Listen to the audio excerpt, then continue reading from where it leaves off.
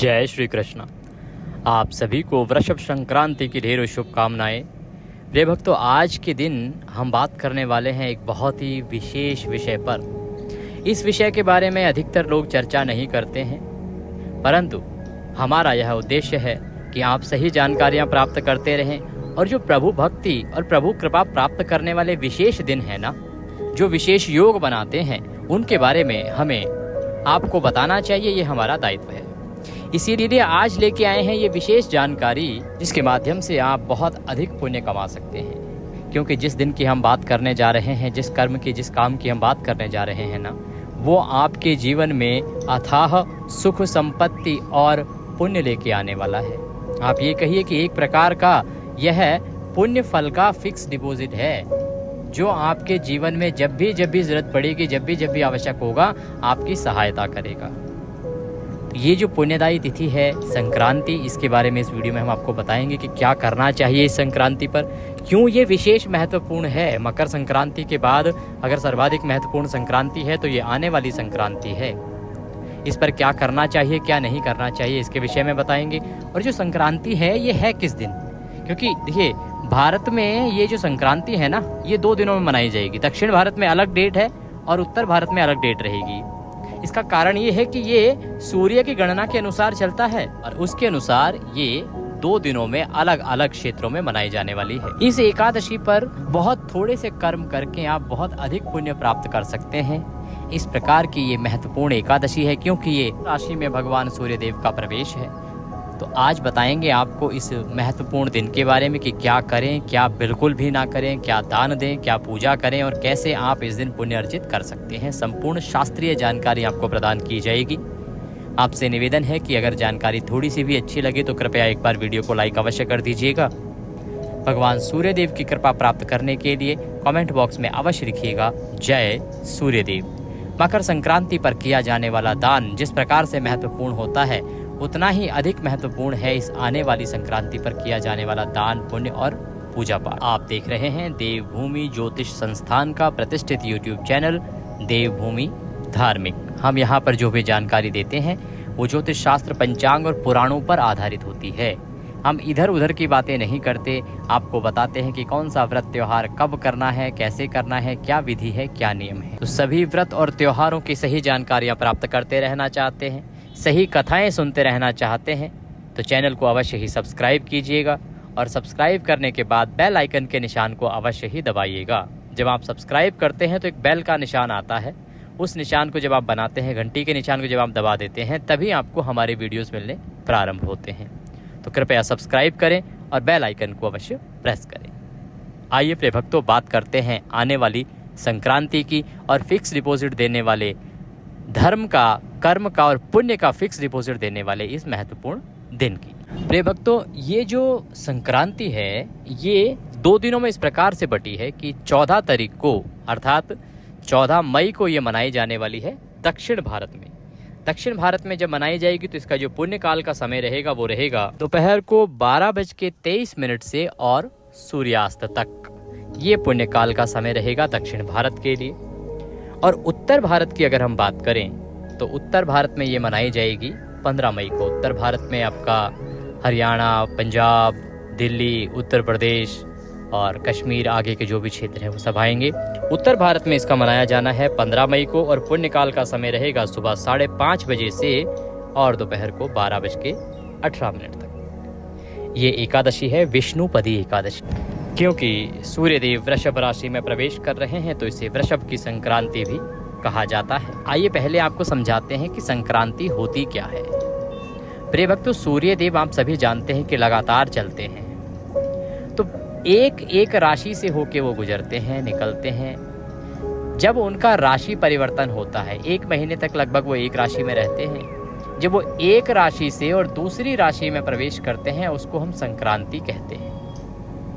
इन जो 12 संक्रांतियां जो कि 12 राशियां हैं, 12 महीने और 12 ही संक्रांति होती हैं। अब 12 जो राशि हैं, इन 12 राशियों में 4 जो है स्थिर राशियां कही गई हैं। इन 4 स्थिर राशियों में जब सूर्यदेव गोचर करते हैं तो वो जो संक्रांति होती है उसे विष्णुपदी संक्रांति कहा जाता है। इसका महत्व अधिक होता है।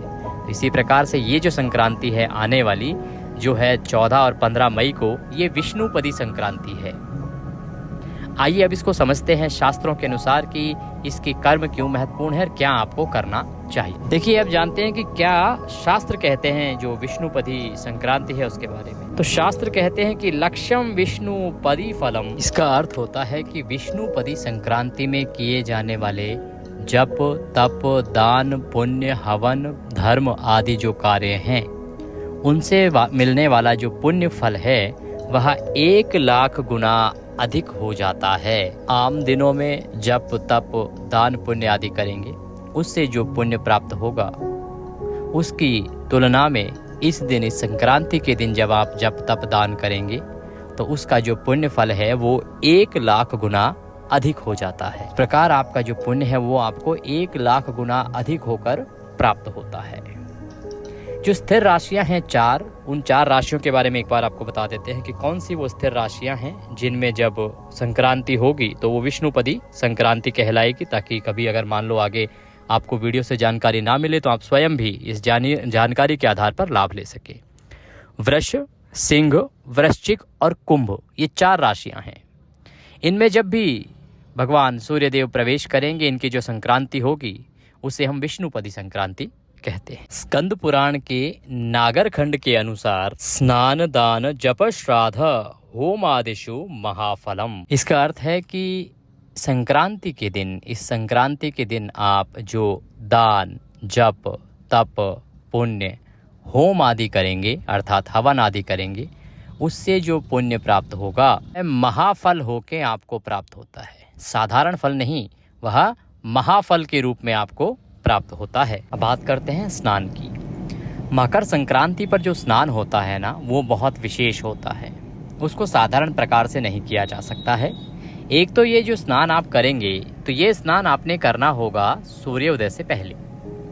दूसरा, इस स्नान को करते समय आप जो नहाने का आपका पानी होगा ना, उसमें तिल अवश्य डाल लीजिएगा। अगर गंगाजल डाल लेते हैं तो और उत्तम है। बाल्टी को अच्छे से धोइए, उसमें पहले गंगाजल भरिए, फिर उसमें शुद्ध जल भरिए और तिल डाल लीजिए। अगर गंगाजल ना भी डालें तो ठीक है, परंतु इस संक्रांति पर तिल से स्नान आपको करना चाहिए। तिल अवश्य ही आपको जल में डाल लेने हैं। दूसरा, आपके पास कोई उबटन आदि हो ना, तो वो उबटन आप अपने शरीर पर लगाइएगा। उबटन जो है वो तिल का भी बन सकता है, तिल का बनाते हैं तो उत्तम है। अब सवाल आता है पंडित जी कौन से तिल? इस संक्रांति पर आपको सफ़ेद तिल जो हैं वो पानी में डालने हैं। सफ़ेद तिल से ही स्नान करना है। और तिल का उबटन यदि आपके पास है तो वह उबटन आप प्रयोग कर सकते हैं। आपके लिए वो इस पुण्यदायी तिथि पर अधिक कल्याणकारी रहेगा। तो ये जानकारी हुई कि आपको स्नान कैसे करना है। दूसरा आता है कि अब दान में एक सावधानी बरतने की आवश्यकता है। अभी वैशाख मास गया है, उसके महात्म्य में बहुत बड़ा वर्णन आया था, आपने सुना भी था। आपको पुनः बता दें, शास्त्र कहते हैं कि दान आपको करना चाहिए, लेकिन दान में एक बात का ध्यान रखना चाहिए कि दान कर किसे रहे हैं, दान कर क्या रहे हैं। उससे महत्वपूर्ण है कि दान आप दे किसे रहे हैं, क्या वह दान का अधिकारी है या नहीं। दान हमेशा सुयोग्य व्यक्ति को ही दिया जाना चाहिए, इसका ध्यान रखें। सुयोग्य व्यक्ति को दिया जाना चाहिए और वेद पाठी ब्राह्मण को ही दिया जाना चाहिए। हम पहले से कहते आए हैं कि योग्य ब्राह्मण को आप दान दीजिए, सुयोग्य ब्राह्मण को दान दीजिए। इसका कारण क्या है? जब आप किसी सुयोग्य व्यक्ति को दान देते हैं ना, तो वह दान फलीभूत होता है, क्योंकि वह उस दान को सदुपयोग करेगा। मान लीजिए आपने किसी सुयोग्य को दान दिया, किसी सुयोग्य ब्राह्मण को दान दिया, तो जो धन दान देंगे, जो पैसे दान देंगे, वह उसे सदकर्म पे खर्च करेगा, अपने परिवार के पालन पोषण पे खर्च करेगा, भरण पोषण पे खर्च करेगा। और क्योंकि वह भगवान की भक्ति करता है, जप करता है, तप करता है, तो इसीलिए उसके पास पुण्य भी अर्जित हो रखे होंगे और वो पुण्य आपको प्राप्त होंगे। लेकिन वहीं यदि मान लीजिए आपने किसी अयोग्य व्यक्ति को दान दे दिया, जो दारू पीता है, घर में मार पिटाई करता है, या किसी अन्य प्रकार के नशे आदि में लिप्त है, या अन्य लड़ाई झगड़ों में लिप्त है, किसी अयोग्य व्यक्ति को आपने दान दे दिया जो उस धन का दुरुपयोग करेगा।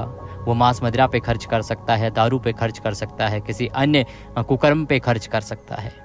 तो जो दान आपने दिया है वो यदि इस प्रकार से खर्च किया जाएगा तो उसका फल आप ही को प्राप्त होने वाला है, क्योंकि पुण्य उसके पास है नहीं और उस धन से जो वो कमाएगा वह आपको ही प्राप्त होगा, आप ही उसके भागी होंगे। इसीलिए दान देते वक्त विशेष रूप से आपको अधिक सावधान हो रहने की आवश्यकता है।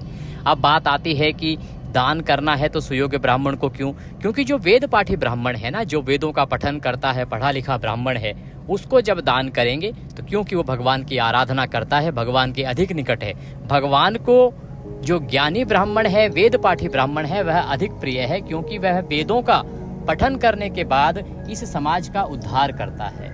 वह उसका फल जो है अपने इस समाज को, इस परिवार को, इस सोसाइटी को देता है।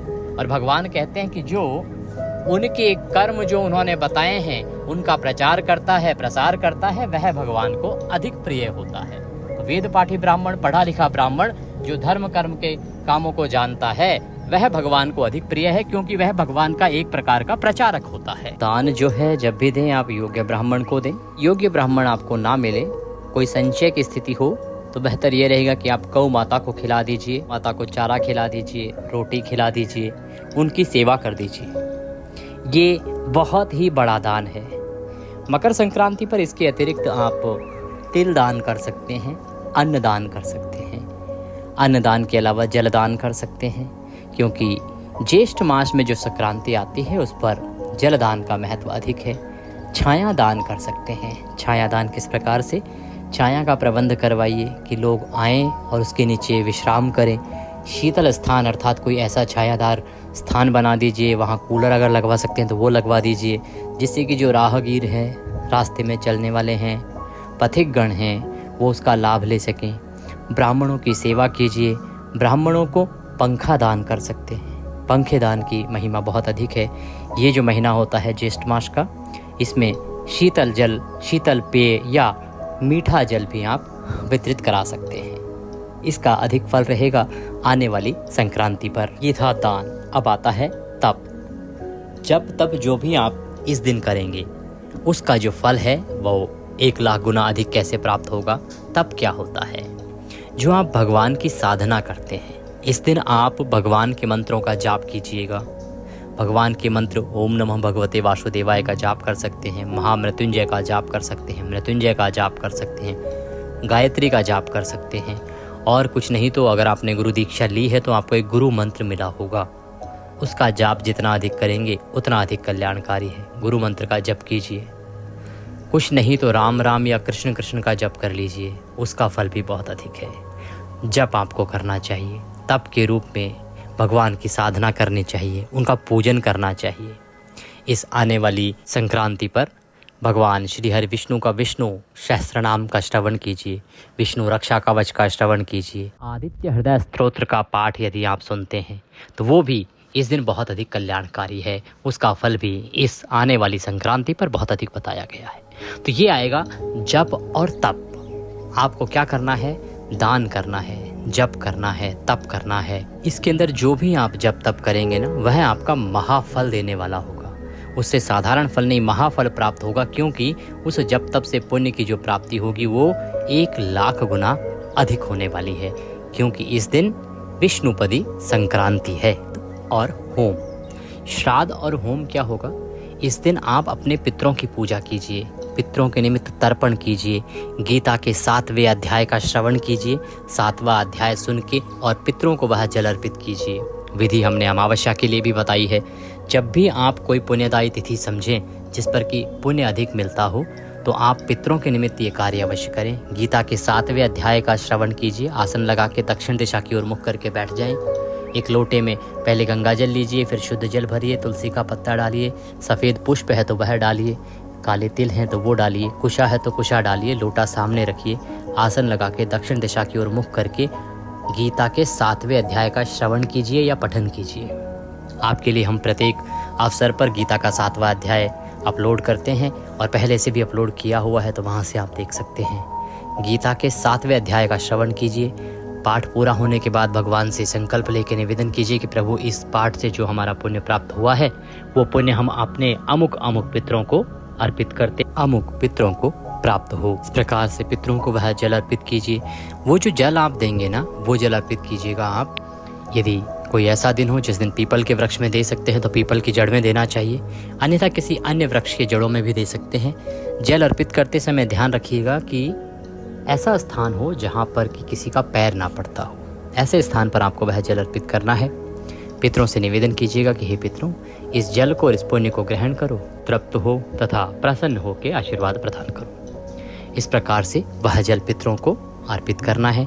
ये बहुत कल्याणकारी है। ये हो गया श्राद्ध। इसके अतिरिक्त आप पितरों के निमित्त दान दे सकते हैं, ब्राह्मण को दान दे सकते हैं, पितरों के निमित्त भोजन करा सकते हैं ब्राह्मण को घर पे, बहुत अधिक फल है।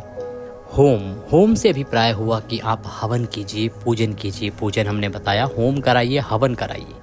हवन कराएंगे तो उसमें हवि भी निकलेगी।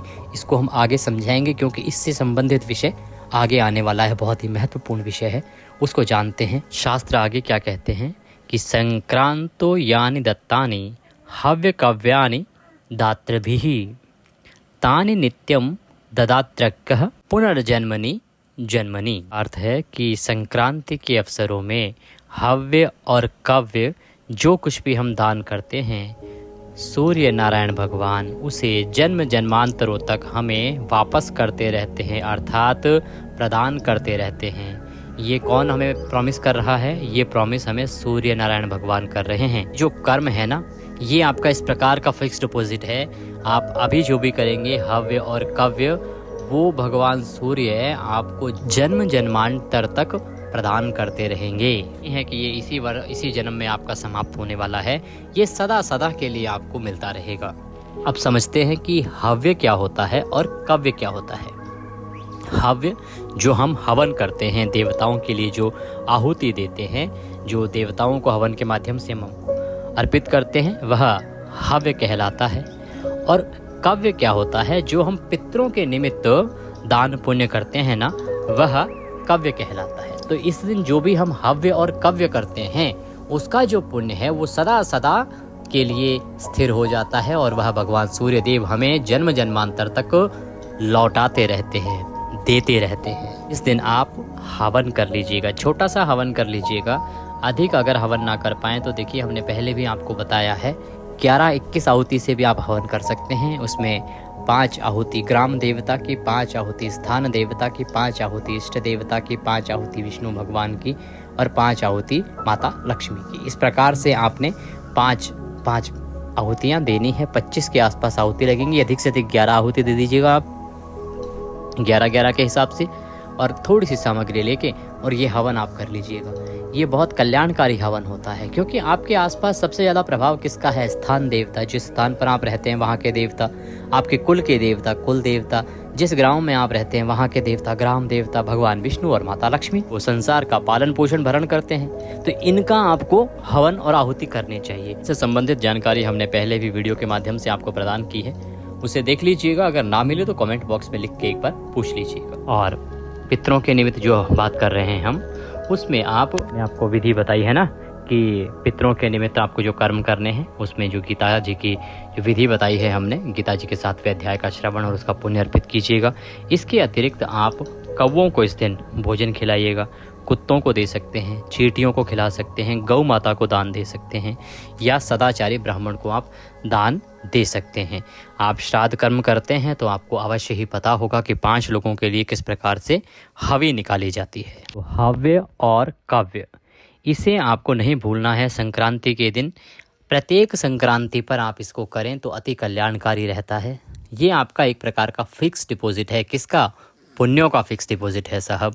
ये कभी समाप्त नहीं होगा। जितना करोगे ये बढ़ता ही जाएगा। इस पे भगवान जो इंटरेस्ट देते हैं ना, वो कई गुना अधिक देते हैं। कुछ अन्य ग्रंथों से हम आपके लिए विवरण लेके आए हैं, वो भी एक बार बताते हैं आपको कि रवि संक्रमणे पुण्य न स्त्रायाद्यस्तु मानवः सप्त जन्मनश्य रोगी निर्धनो पजायते। और यही बात जो है वो धर्म सिंधु ग्रंथ में भी लिखा है। इसका अर्थ है कि सूर्य के संक्रमण काल में, अर्थात संक्रांति के दिन सूर्य से पहले स्नान कर लेता है, अर्थात जो संक्रांति का समय चल रहा हो उस समय पर भी यदि कोई गंगा जी आदि पवित्र नदियों में स्नान नहीं करता है, देखिए सबके लिए संभव भी नहीं है जा पाना, तो आप ना जा पाए ना तो कोई बात नहीं, आप घर पर भी गंगा स्नान कर सकते हैं। विधि हमने आपको आरंभ में ही बता दी थी कि किस प्रकार से गंगा जल डाल के, काले तेल डाल के, हर हर गंगे बोलते हुए आप स्नान कर लीजिएगा।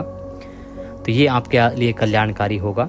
तो कहते हैं कि यदि कोई व्यक्ति संक्रांति के दिन ये कर्म नहीं करता है, गंगा स्नान आदि नहीं करता है, सूर्य से पहले, उदय से पहले स्नान नहीं करता है, तो वह व्यक्ति 7 जन्मों तक रोगी व निर्धन बना रहता है।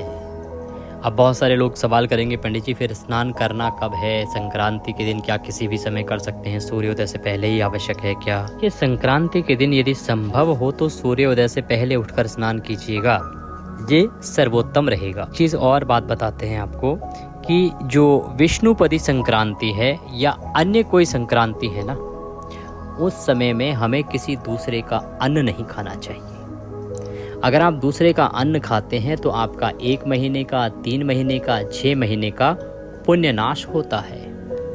ये विष्णुपदी संक्रांति है। विष्णुपदी संक्रांति पर यदि आप दूसरे का अन्न खाएंगे ना, तो आपका 1 महीने का पुण्य क्षीण हो जाएगा, वो उस व्यक्ति को चला जाएगा जिसका अन्न आप खा रहे हैं। इसीलिए तो इस दिन भंडारे आदि लगाए जाते हैं। आपको इस दिन दूसरे का अन्न नहीं खाना है।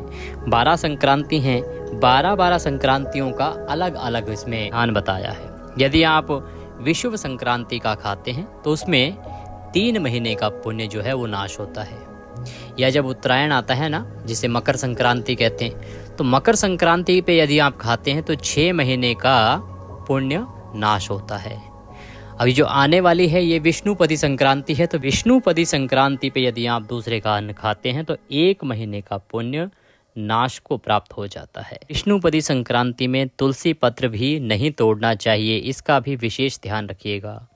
चाहे आप पूरे महीने सूर्य देव को जल ना देते हो, परंतु इस दिन आप अवश्य जल दीजिएगा। यदि आप अपना सौभाग्य चाहते हैं, अपना जीवन अच्छा चाहते हैं, अगर आप राजा बनना चाहते हैं, जीवन में उन्नति चाहते हैं, जीवन में प्रगति चाहते हैं, आप चाहते हैं कि लोग आपको वैल्यू करें, लोग आपको महत्व दें, तो आपको सूर्य की आराधना करनी चाहिए। और संक्रांति पर एक दिन भी अगर आप कर लेंगे तो वह भी आपके लिए काफ़ी रहेगा। दिन जल में आप सफ़ेद तिल मिला लीजिएगा और उससे आप अर्घ्य दीजिएगा। और इस दिन आपको आदित्य हृदय स्तोत्र भी अवश्य ही सुनना चाहिए, उसका पाठ करना चाहिए। आदित्य हृदय स्तोत्र हम आपके लिए अपलोड करते हैं, हमने अपलोड किया हुआ है, उसका आप अवश्य ही लाभ लीजिएगा। तो इस प्रकार से जो आने वाली तिथि है संक्रांति, विष्णुपदी संक्रांति, जो वृषभ की संक्रांति है, ये महत्वपूर्ण दिन है 15 तारीख का। इसका लाभ लीजिए, जितना लाभ लेंगे उतना अधिक कल्याण होगा। जितना भगवान का जाप, जप, तप, दान आदि करेंगे उतना कल्याण होगा। यदि आप हमें कुछ दान आदि भेजना चाहते हैं, दक्षिणा भेजना चाहते हैं, तो जानकारी के लिए डिस्क्रिप्शन बॉक्स में हमने नंबर दिया है, उस पर भेज सकते हैं। अन्यथा कमेंट बॉक्स में लिख के पूछ लीजिएगा, हम यहाँ भी आपको प्रदान करेंगे। ये जानकारी शास्त्रीय है, बहुत लोगों को इसके बारे में ज्ञात भी नहीं होगा, तो कृपया इस वीडियो को अधिक से अधिक लोगों तक पहुँचाएँ, जिससे कि लोग इस जानकारी को जान सकें, लाभ ले सकें, भगवान की पूजा कर सकें। वीडियो अगर अच्छा लगे तो लाइक अवश्य कीजिएगा। चैनल पर नए हैं तो सब्सक्राइब करते जाइएगा। भगवान सब पर कृपा करें। हरे कृष्ण।